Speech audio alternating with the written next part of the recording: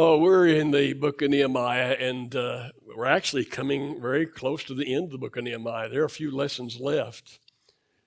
But we're going to be looking in Nehemiah chapter 5 again, and we're going to be looking at verses 14 through the end of the chapter. And really, the lesson this morning is about leadership. And so I've titled it Leadership at its Best. And some of you know that I have spent close to 40 years reading, studying, taking classes, and speaking and teaching about leadership. Nothing I've ever done is any better and probably not as good as what you're going to read this morning. But I don't want to scare you off. You may be thinking, well, this is just for people who lead. No, the applications of this lesson are for everyone. It's really an interesting way that Nehemiah conducts himself. But you need to remember the setting, the context, because the context always matters. I'm really tired of this political election season, but one of the things I'm really tired of is that both sides take things out of context. And they use one little sliver of one little statement, and they make these national explosions over it. Context is always important. Seldom does anything have meaning without context. Principle you shouldn't forget. But here's the context of this which we're about to read. And that is that God pays attention to how we treat people. And you're going to find, even through this next passage, it'll end by that point. God pays a lot of attention to how we treat people. So you remember last week in the first part of this chapter, there was a drought, there was a famine, and people were hungry and they had nothing to eat. And so they would mortgage in some cases, they would mortgage their land or they would mortgage their vineyards. And they would mortgage the people who would charge interest. And then when they couldn't pay, people would take the land away from them. In other cases, they would sell their land, sell their vineyards because they had to have grain. They had to have something to eat. And it got so bad that in some cases, they would take their sons and daughters and sell them into slavery for a certain amount of time, likely, so they could have food enough to eat. Can you imagine? And Nehemiah finds out about it, and Nehemiah is livid. He's angry about it, and he puts a stop to it. It's in that context. God pays attention to how you and I treat people, and maybe pays more attention to that than any other thing. Now, that's really an important concept. May not be right, but he may pay more attention to how we treat people day after day than any other thing. So I want you to read with me the rest of the chapter, a few verses. And I want you to watch what Nehemiah is saying because he's talking only about himself at this point. So let's begin in verse 14 and read. Moreover, from the 20th year of King Artaxerxes, this great king of Persia, when I was appointed to be their governor in the land of Judah, until his 32nd year, 12 years, neither I nor my brothers ate the food allotted to the governor. But the earlier governors, those who preceded me, placed a heavy burden on the people. They took 40 shekels of silver from them in addition to the food and the wine. Their assistants also lorded it over the people. But out of reverence for God, I did not act like that. Instead, I devoted myself to the work on this wall. All of my men were assembled there for the work. We did not acquire any land. Furthermore, 150 Jews and officials ate at my table, as well as those who came to us from surrounding nations. Each day, 1 ox, 6 choice sheep, and some poultry were prepared for me. And every 10 days, an abundant supply of wine of all kinds. In spite of all this, I never demanded the food allotted to me as governor because the demands were heavy on these people. Remember me with favor, O God, for all I have done for these people. Did you pick up anything out of that passage? Was there anything there that caught your attention?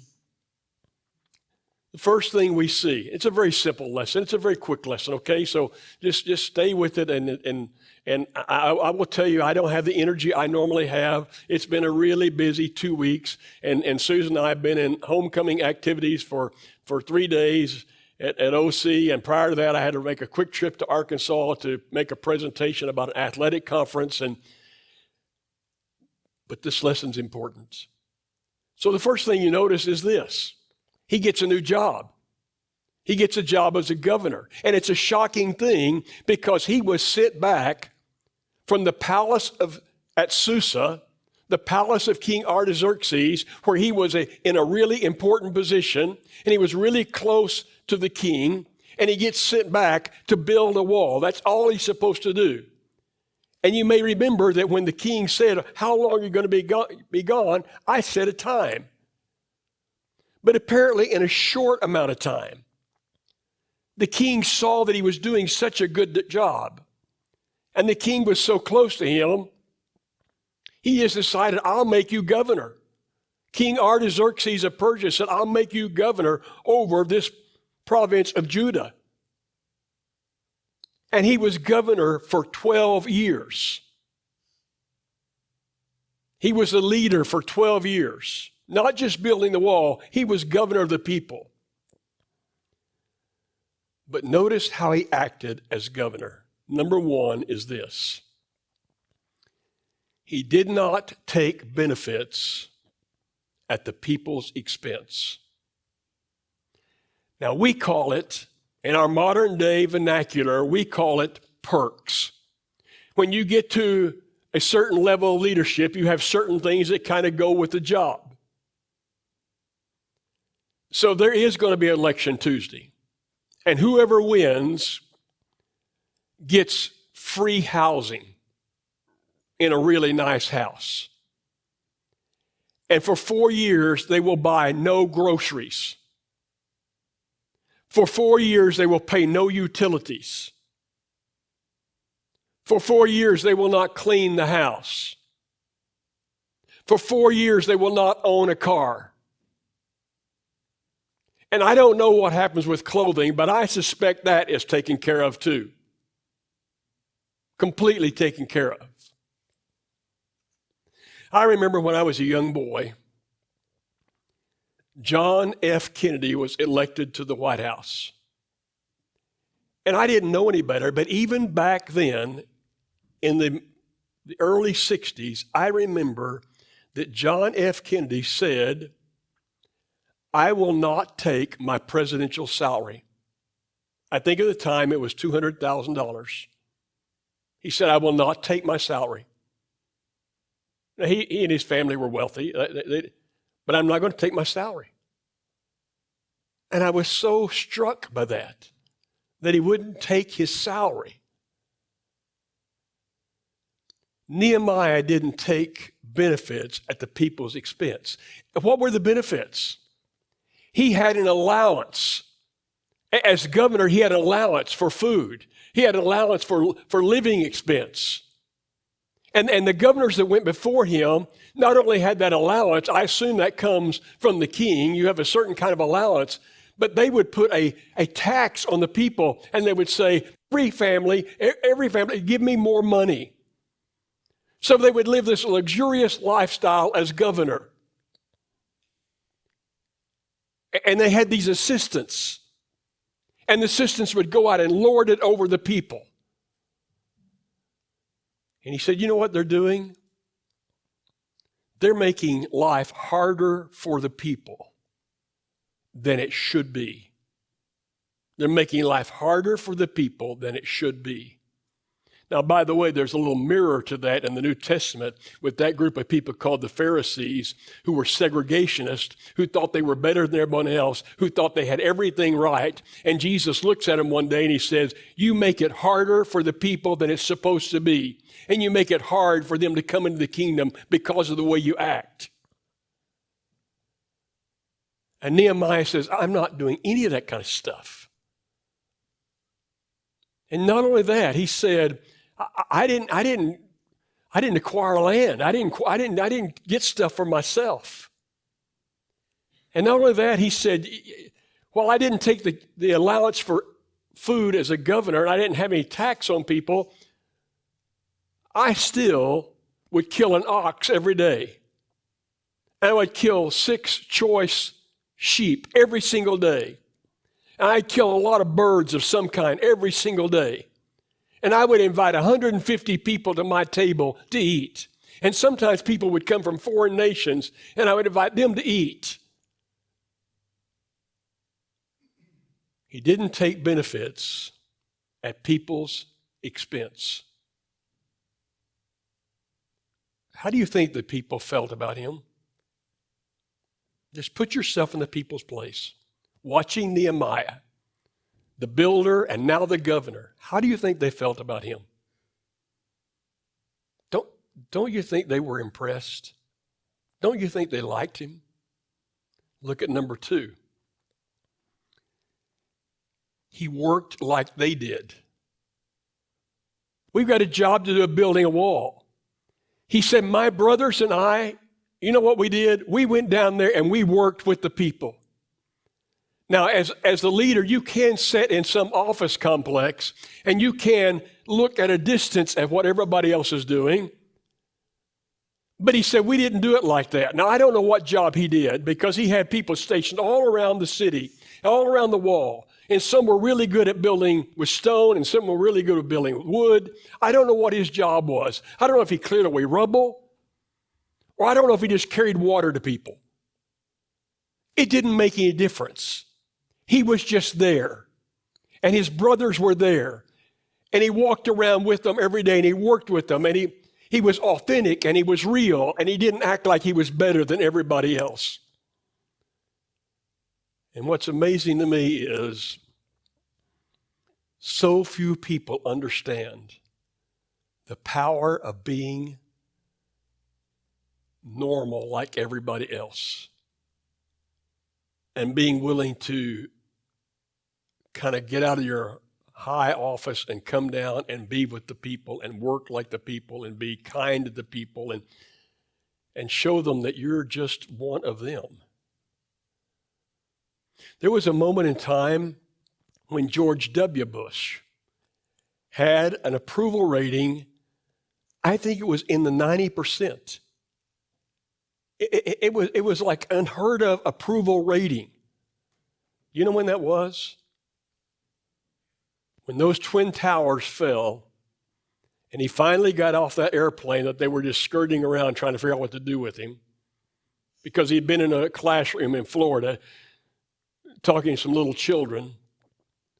And as soon as he could, he got right down there in the rubble with the people. Got right down on the site with the people. And he seemed to be saying to the people, we're all just people and we're all hurting and we're all in a mess.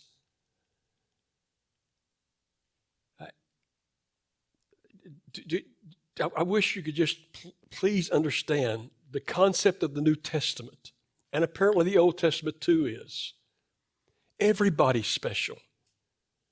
Everybody's created in the image of God. Every single one of you.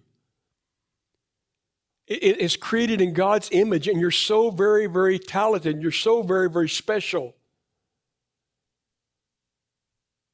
But no one is more special than anybody else. And the truth of the matter is, not only not any more special than anybody else, we all have our flaws. We all have our stuff that we wish we didn't have. Isn't that correct? And third point, he was just generous. The man was just generous. I've already said it. He didn't use his opportunity to acquire a bunch of land for himself. He didn't do like the former people had done and tax the people and bring wealth to himself and take away all their land. And he would put that spread on every single day and kill all those animals. That was at his own expense. He did everything. He was just generous. And how do you feel about people who get out in the trenches and work with you, though they're your leader? And how do you feel about people who are generous? I have told you more than once, and some of you have heard it, and some of you haven't. And I'm surely biased. I know I'm biased. I know I'm thinking of it probably more favorable than I should. But I'm telling you, for as long as I have my mind, I will not forget my Grandpa Jones. I'll not forget him. I'll not forget the fact that in 1929, he started a general store. And he kept that general store open out at Cowden till 1959, until he suffered a massive heart attack. And they thought he would die. And in 1929, do you know what happened? Does anybody remember what happened in 1929?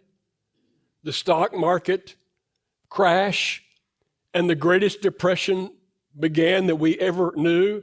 And in this part of the world, it wasn't just depression. What came at the same time? How could it possibly be at the same time this could happen? No rain. And it's the Dust Bowl days. And people are trying to survive. And they would come to the store for food and supplies. And they sold Big Smith jeans, and they sold, which nobody liked, and they sold groceries, and they sold nails, and they sold a bit of everything. And nobody could pay. Only a few. So they would give them credit. And the credit would stack up higher and higher. And I don't know if he ever sent bills out. I don't think he sent many bills out to say this is what you owe. He just kept stacking up. For one day I asked him, I said, Grandpa, how did you get the Miller place, which Steve's cousin and my cousin owns now? How'd you get the Miller place? He said one Sunday morning, Mr. Miller came walking 2 miles down the hill. And he said, Felix, I've got to leave and go to California like everybody else around here is going. And I can never pay you what I owe you unless you buy my farm. And my grandpa said, I don't have any money to buy your farm. Now, you would have thought he was the person selling everything, but he was just as poor as they were because he never took any advantage. And I said, well, Grandpa, how much did it cost? He said, $5,200. And I said, you mean he owed you that much for groceries in that day and time? And he said they had to eat.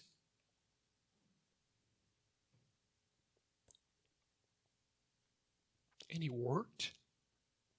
He worked like they worked. They didn't have an opening time. They didn't have a closing time. I stayed out there. I played on the back of that store over and over again. I know where the nail bins were. They were supposed to open at a certain time, but often people would be knocking on their door saying, I need something now. And they would try to get out there, and the last thing Grandma would do would be sweep the floor. And they would get to the house and try to rest, and somebody would be knocking on the door and say, we need something. Or someone would say, the next time you go to Oklahoma City for produce, could you pick up this and this and this for me? And generous all the time. So in 1994, I spoke at his funeral in this building. There wasn't a seat left. And I walked outside the back, and a man was standing there. I don't know who he was. Never seen him before in my life. I'll never see him again. He said, I've came to this funeral for one reason. I worked at a supply house in Clinton, Oklahoma. He said, I heard stories about your granddad. He said one day he was up there and I just tested him. I just said, Felix, I need $10. He said, never asked a question about why, what, how, or if I pay it back. He just gave me $10. He said, I later gave it back to him and said, I was just testing you. So at 94 years of age, why was this building packed? Why was this building packed?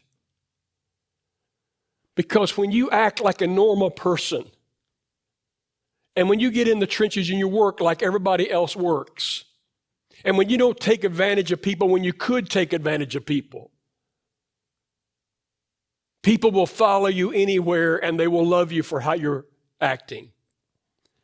Now, I want you to go to the last phrase, because this last phrase, his little tiny one-sentence prayer, it ought to capture all of us. Remember me with favor, my God, for all I have done for these people. You know what? He didn't do any of this for himself. Now, I want you to think about that. He did not do any of this for himself. He was just fine in Susa. He was just fine in the palace of Artaxerxes. He was fine wearing royal clothing. He was fine eating the finest foods that ever could be prepared. He had everything he wanted. But one day he heard how bad it was for his people in that city of Jerusalem. And he said, God put it on my heart that I ought to go do something about it. And I went. And can you remember now? He was criticized. He was threatened. And it gets worse next week, what they do to him. And he's doing things that you wouldn't really want to do with all this rubble and all this mess. And he's cleaning up all these problems of the people, how people are mistreating each other. And he could have said this old common phrase that we say, I didn't sign up for this. I want to go back home. And yet Artaxerxes says, I think you're doing such a good job, you ought to stay for 12 years. Remember me with favor, my God, for all I have done for these people. I'm going to tell you something. People won't remember you.